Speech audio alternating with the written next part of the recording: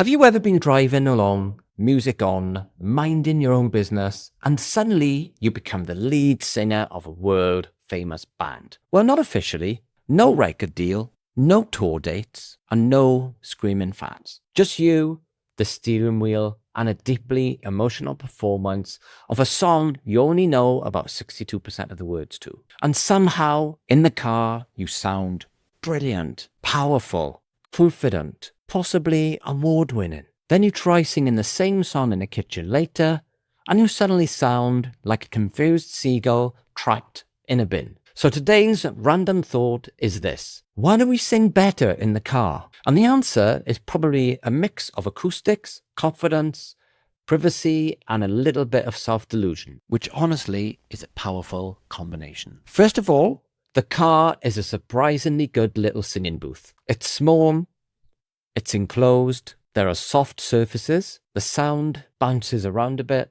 and because you're close to the speakers, your voice blends in with the music. So you're not really hearing yourself on your own. You're hearing yourself wrapped inside the song. Very professional, slightly fake, but emotionally convincing. The music is also loud enough to give you support. When the singer hits the big notes, you can just sort of join in and borrow their talent for a few seconds. You're not carrying the whole performance. You're more like an enthusiastic backing vocalist who has dramatically overestimated their role, and that helps. Another big reason is privacy. Most of the time when you're singing in the car, you're alone, or at least you feel alone, which is brave considering you're often surrounded by windows. But somehow the car feels like a private bubble, a little moving confidence chamber. Nobody is judging you. Nobody is asking you to hit the note properly. Nobody is turning around slowly with concern in their eyes. So you relax. And when you relax, you usually sing better. Or at least you feel like you do. Confidence makes a huge difference. If you're worried about what you sound like, your voice can tighten up. You hold back. You become careful. And careful singing is rarely joyful singing. But in the car, you don't care as much. You just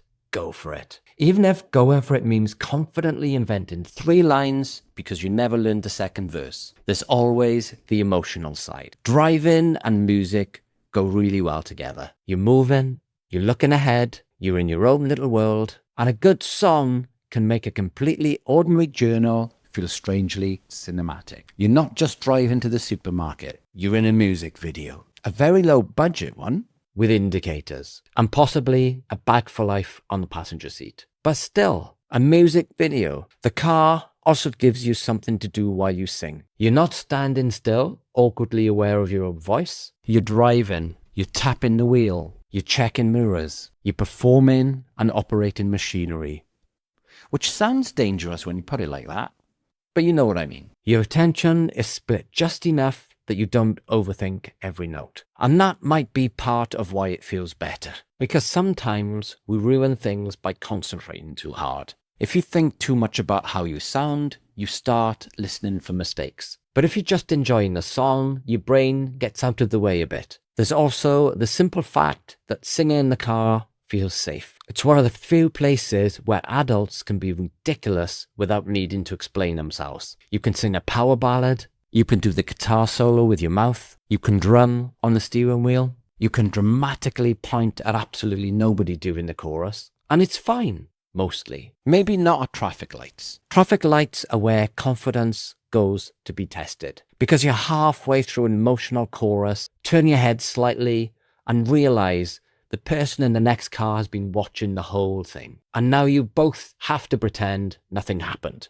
That is the social contract of car singing. So maybe we don't actually sing better in the car. Maybe we just feel freer. The car gives us music, privacy, volume, movement, and just enough acoustics to make us think we've missed our calling. And honestly, that's probably enough, because not everything has to be perfect to be enjoyable. Sometimes it's just good to sing badly with confidence. So next time you're in the car and suddenly feel like the main act at a sold-out stadium, don't question it too much. Enjoy it. But for those 3 minutes and 40 seconds with the volume up and the road ahead, you are absolutely the star of that song. And that's today's random thought.